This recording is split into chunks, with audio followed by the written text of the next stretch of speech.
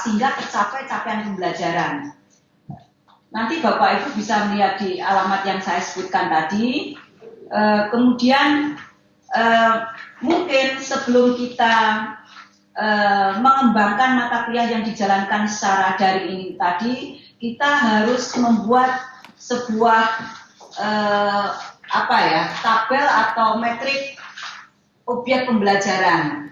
Objek pembelajaran ini adalah subunit terkecil sebuah konten untuk mendukung tercapainya satu capaian pembelajaran. Jadi ibaratnya begini, kalau satu mata kuliah itu kita bagi dalam beberapa pokok bahasan, kemudian satu pokok bahasan atau satu bab ini kita bagi dalam sub pokok bahasan atau subbab, sampai unit terkecilnya apa? Unit terkecil ini akan mendukung satu capaian pembelajaran. Nanti Bapak Ibu lihat di SNPT, di Permendikbud nomor 49 tahun 2014, kita mendesain ini meskipun dengan peraturan baru, tetapi di peraturan lama juga ada, bagaimana sebuah mata kuliah mencapai satu capaian pembelajaran dan bisa di breakdown menjadi beberapa sub capaian pembelajaran. Itulah yang kita desain. Kemudian misalkan untuk capaian pembelajaran mahasiswa mampu menjelaskan, maka nanti ditaruh itu konten atau sumber belajar yang isinya adalah teks, ada fakta bisa dalam bentuk gambar, dalam bentuk video. Nah, ini akan memicu mahasiswa untuk mampu menjelaskan. Misalkan untuk mampu menghitung, harus ada sumber belajar yang berisi prosedur bagaimana cara menghitung. Berarti kita taruh itu sumber belajarnya bisa teks, bisa prosedur dalam bentuk tabel, algoritma, video. Jadi semua sumber ini sudah kita teliti mana sumber yang mampu mendukung tercapainya satu capaian pembelajaran. Kemudian Bapak Ibu jangan lupa bahwa mengembangkan sebuah mata kuliah daring itu tetap bertumpu pada kemampuan 3 aspek kognitif, psikomotorik, afektif. Kalau secara face to face ini sangat mudah. Sangat mudahnya bagaimana? Karena memang bagaimana kita melatih mahasiswa untuk dia menggunakan otot-otot tangan, kaki untuk meningkatkan kemampuan psikomotoriknya. Misalkan pekerjaan di lab, itu kita bisa melatih mereka. Tetapi secara e-learning, secara daring ini tidak mudah. Maka harus ada sumber belajar yang mampu meningkatkan kemampuan psikomotorik mereka. Yang agak sulit adalah kemampuan afektif. Salah satu contoh, kalau kita menaruh capaian pembelajarannya, mahasiswa mampu menjelaskan dengan komunikasi yang baik. Nah, komunikasi yang baik ini berarti harus ada sebuah sumber belajar yang menyebabkan dia menggunakan bahasa yang santun, menggunakan EYD. Jadi itu yang agak sulit. Ini harus kita beri contohnya. Kita taruh sumber-sumber belajar sehingga mampu berkomunikasi secara baik. Kami telah menjalankan dengan mahasiswa Unsri. Mulai ini adalah minggu ke-15 untuk mereka. Ada beberapa evaluasi di dalam pembelajaran, mulai bentuk tugas yang mereka upload, ada quiz online yang kita batasi waktu, ada juga kemampuan komunikasi pada saat chatting. Saya nilai kemampuan penggunaan bahasanya. Meskipun mata kuliahnya adalah pengendalian otomatis, tapi mereka tahu bahwa kemampuan menggunakan bahasa itu juga dinilai. Dan saat ini kami akan mengevaluasi kemampuan mereka di dalam mendesain, merancang sebuah contoh kasus di plan dengan menggunakan konsep pengendalian otomatis. Nah, ini mereka sudah tahu yang dinilai tidak hanya kemampuan mereka merancang dengan konsep pengendali ini, tapi juga menggunakan software yang kami usulkan, salah satunya MATLAB, atau mereka bisa membangun dengan bahasa pemrograman yang lain. Dari apa yang telah kami implementasikan, Bapak Ibu, ternyata apa kelemahannya pada saat pembelajaran yang dikatakan sinkron, waktu yang bersamaan, ini adalah chatting. kalau kita tidak bertatap muka, mereka itu agak malu, agak enggan untuk memulai komunikasi. Dan si dosen harus bisa men-trigger setiap mahasiswa yang ada di tempat jauh ini untuk mampu menyampaikan kemampuan komunikasinya. Jadi kita panggil satu persatu melalui e-learning ini, kita sapa satu persatu, kita ajak mereka untuk ikut berbicara. Jadi kelemahannya adalah peningkatan kemampuan afektif di dalam sistem e-learning. Saya lihat psikomotorik sudah tercapai, kognitif sudah, hanya afektif yang kelihatannya belum. Karena dari 74 mahasiswa yang ada di Unsri, mahasiswa saya saat ini, sekitar rata-rata 12% saja yang mereka mau berkomunikasi. Dan mungkin di P3AI sendiri akan mengembangkan bagaimana model atau sumber belajar sehingga mereka mampu untuk meningkatkan kemampuan yang afektif ini. Mungkin itu yang bisa kami sampaikan, Bapak Albert. Kita bisa diskusi, silakan. Dan rasanya dengan e-learning ini banyak hal yang kita bisa dapatkan manfaatnya.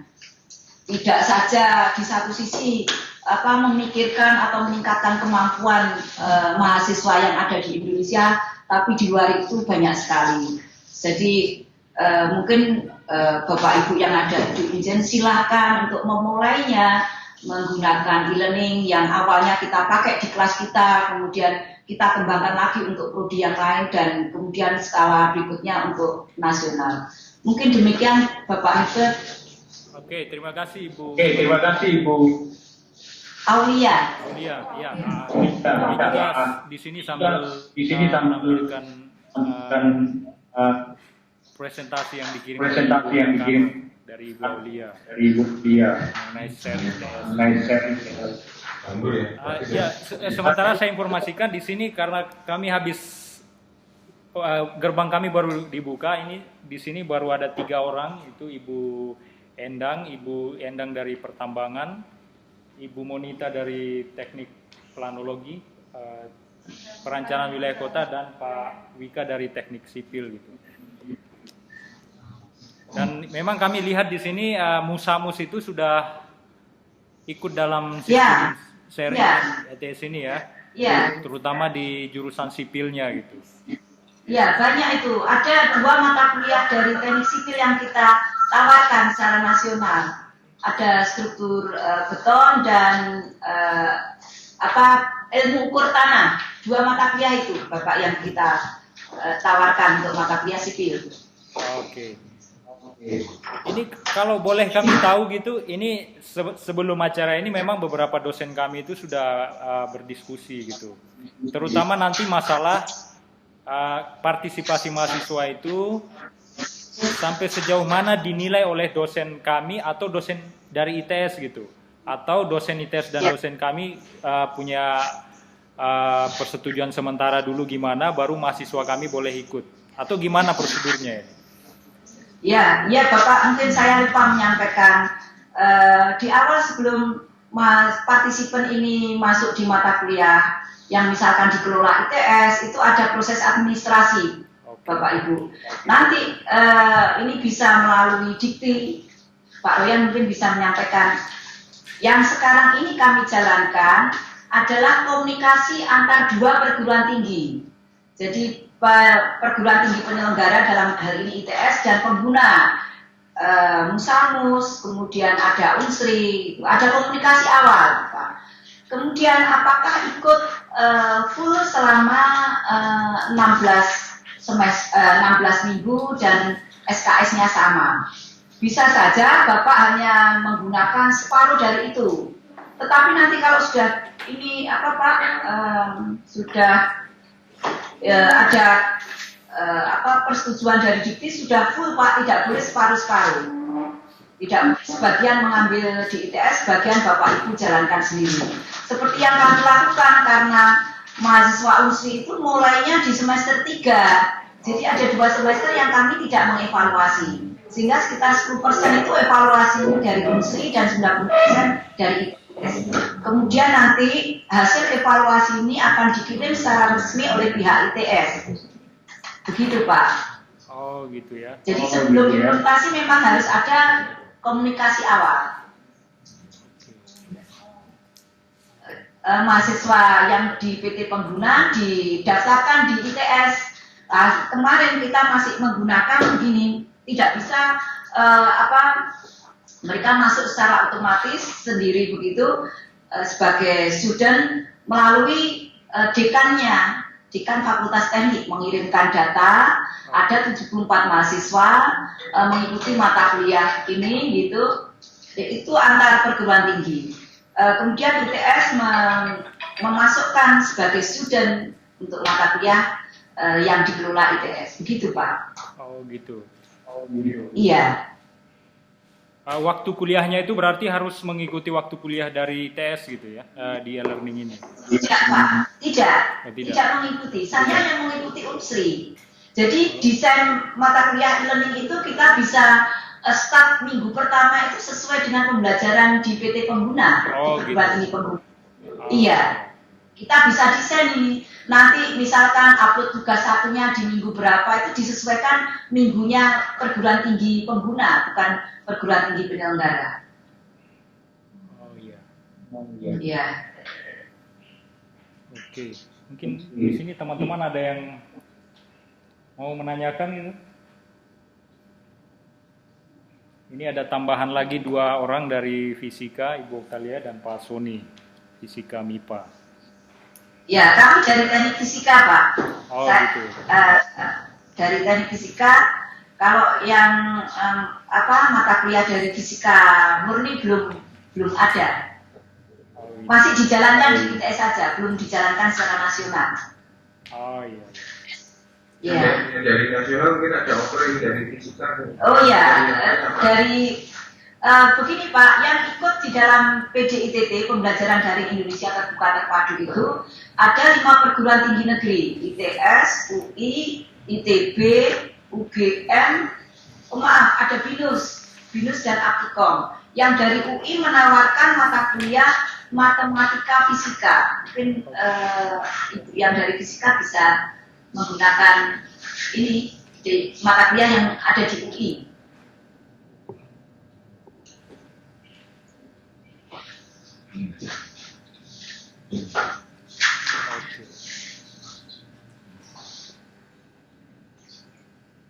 Ya, halo. Ya, Bapak. Ya. Oke. Mungkin ada yang Aulia, selamat pagi Ibu. Iya, pagi ya Ibu.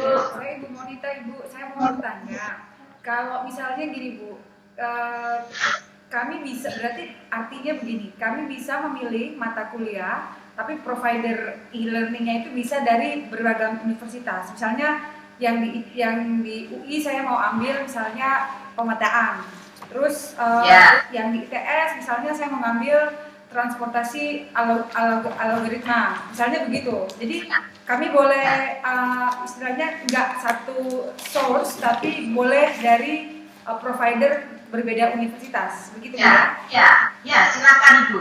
Jadi dari kurikulum Ibu yang 144 SKS, Ibu mengambil 30 SKS dari 5 perguruan tinggi ya boleh. Iya, itu kan nanti ada credit earning, ada apa ini? Ada legalitas untuk transfer kredit ini. Sertifikat yang dikeluarkan masing-masing perguruan tinggi penyelenggara. Dan itu sudah ada, sudah disetujui oleh nasional, oleh Dikti.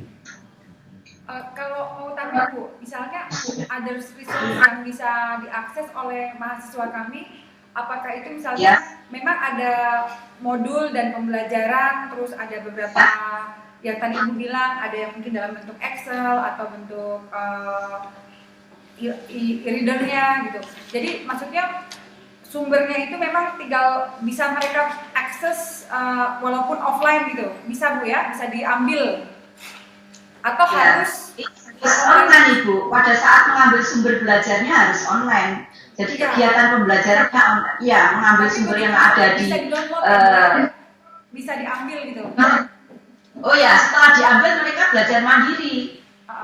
Setelah sumber belajar ini diambil, mereka belajar mandiri, kemudian akan kita lakukan evaluasi berdasarkan pekerjaan belajar mandiri tadi. Mengumpulkan tugas, kita beri kuis, Oke. gitu. Ya, Mungkin saya pertanyaannya segitu dulu Bu. Nanti saya coba lihat Ya, lagi. silakan. Mungkin ada teman-teman yang lain Mungkin yang bisa. mau bertanya sama Ibu Aulia. kalau ada koneksi yang baik, Ibu lihat di alamat share.its.ac.id. Kemudian ambil di mata kuliah yang paling depan itu sistem pengendalian otomatis. Bapak Ibu akan bisa lihat di situ kita diskusi. Share Iya. share.its.ac.id. Ada di Sudah kami ada tampilkan, Bu. Di slide. Ya, sedang kami tampilkan di slide. Sudah. Ya, silakan. Ya, sudah kami tampilkan. Ibu bisa lanjut. Oh begitu Pak ya. Boleh Bapak membuka laman itu, saya juga membuka di sini.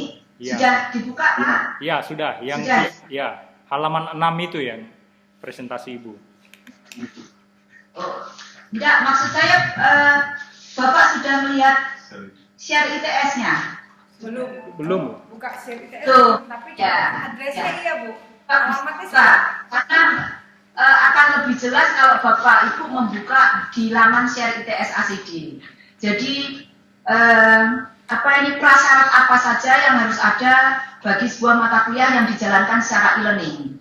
Ya, harus ada silabus, ada rencana pembelajaran semester, panduan untuk mengerjakan tugas, ada rencana tugas, rencana evaluasi. Harus lengkap data dosennya, karena setiap saat mahasiswa bisa saja berkomunikasi dengan dosen itu kita beri alamat yang jelas. Dan kita membagi topik itu sesuai dengan peta kompetensi. Mungkin Bapak Ibu sudah pernah mengikuti pelatihan applied approach atau pekerti, bagaimana kita membuat kompetensi, peta kompetensi. Dari peta itu kita gampang, misal